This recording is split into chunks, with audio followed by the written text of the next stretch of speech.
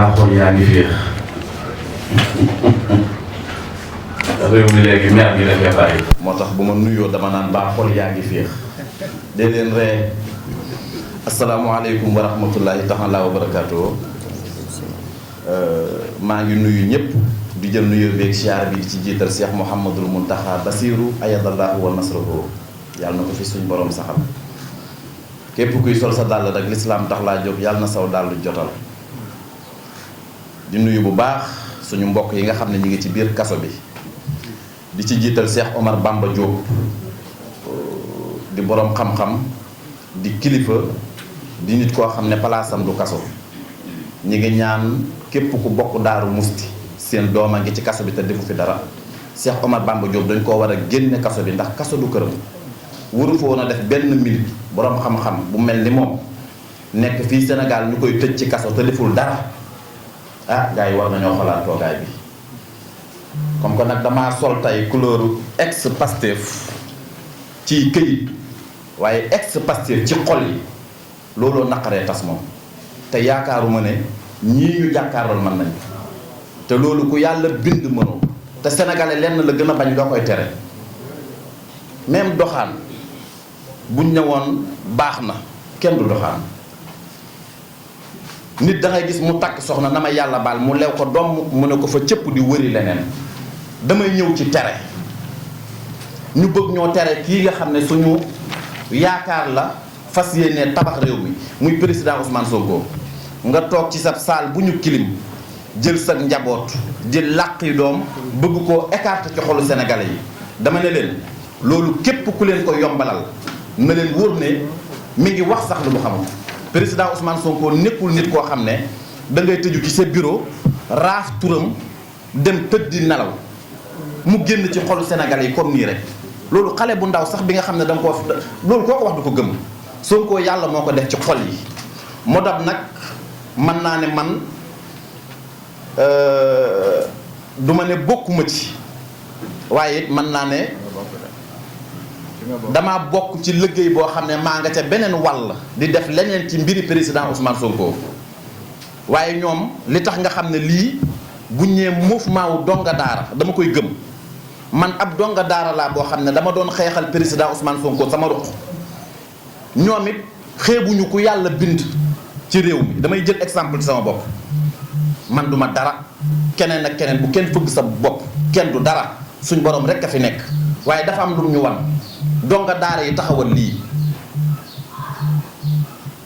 Baye Mbaye dina ma may tuuti dafa am lu ma bëgg a leeral tuuti ci Cheikh Bara une minute rek nga baal ma Cheikh bi ñoom ñi wër Sonko ngeen baal ma ñi ngi yaatal di def liggéey boo xam ne liggéey bu mucc ayib la boo xam ne bis bu ci sénégalais yi tegoon seen bët dinañ xam ne procès Ousmane Sonko képp ku yàlla wàcce ci kaw suuf mënoo koo baare. waxuñu ngir tëkku kenn chaque jour ma wax ko waxuñu ko it ngir di setal suñ bopp ngir ragal kenn suñ borom noppi na ci lépp waaye nag nañ leen waxante dëgg lan la ñuy soxla ci njiitum réew mooy jub moom la ñuy soxla waa président Ousmane Sonko lan la def président Ousmane Sonko bu fekkente ne fexe nañ ñun sénégalais yi ba dugaluñ ko ci palais bi ñun kon mën nañoo toog waa ji xool nu mu ko neexee waxuma la Amadou de mu xool keneen ku mu ko neex mu jëli ko teg ko fi ku mën a génn réew mi ku mu fi neex nga toog waaye dama ne ko yéeneem jooju loolu du am président Ousmane Sonko kenn du ko seppi ci élection yii te daf ciy bokk. xam nga dañ naan ay plan A plan B ngeen jàpp ne nit yi dañuy nax seen bopp wala dañoo toog ci dara rek di waxantu mbir mi demewul noonu Sonko dafa nekk nit koo xam ne mbiram li nit ñi di séen moo ci gën a ndaw wallaahi liy baatin ku yàlla may dara bashira ngay gis yow sëñ bi nga baal ma loolu jëru sax di wax di fësal ndax yàlla bëggut yenn yi te yàlla buñ gis suñu bopp ci liggéey bii waaye nit ñii ci ginnaaw nga xam ne ñëpp a ngi toog jàkkaarloog sénégalais yi du nit ñu waye di amuñu jot te du nit ñu dof te président Ousmane Sonko ji nañu ngor goo xam ne bu demee ba toog fee di gis lépp ñu toog di yokk ko wala ñu tëj suñu gémmiñ kon dañ naan war nañ te ñun duñ ay warkat ay niti alquran lañ duñ ay kàccikat te lépp lu ñu wax nar nañ ko def loo wax nag yàlla suñu borom rek ko man waaye ñun donga daara yi lépp lu ñu wax nar nañ ko wasalaamu aleykum wa rahmatullahi taala wa barakatuh. Du MODA relatif au choix porté sur le frère Bassirou Diomaye Diakhar Faye comme candidat au parrainage citoyen. Chers concitoyens, chers Sénégalais d'ici et de la diaspora, chers Domi Dara des 4 coins du pays, après que l'État du Sénégal ait continué à investir toutes ses énergies pour détruire l'espoir de la jeunesse en utilisant tous les appareils en sa possession pour empêcher la candidature de notre leader, le président Ousmane Sonko, aux prochaines séances électorales du 25 février 2024. Et après que la Direction générale des élections a décidé de ne pas remettre les fiches de collecte de parrainage au mandataire de notre leader Ousmane Sonko, justifiant ainsi sa démarche avec des preuves infondées. Après que la Cour suprême ait refusé de mettre fin au contentieux judiciaire autour de l'arrêt rendu par le tribunal de Ziguinchor qui a ordonné la réinscription du citoyen Ousmane Sonko sur les listes électorales et la remise de ses fiches de parrainage. C'est désormais devenu clair pour tout un chacun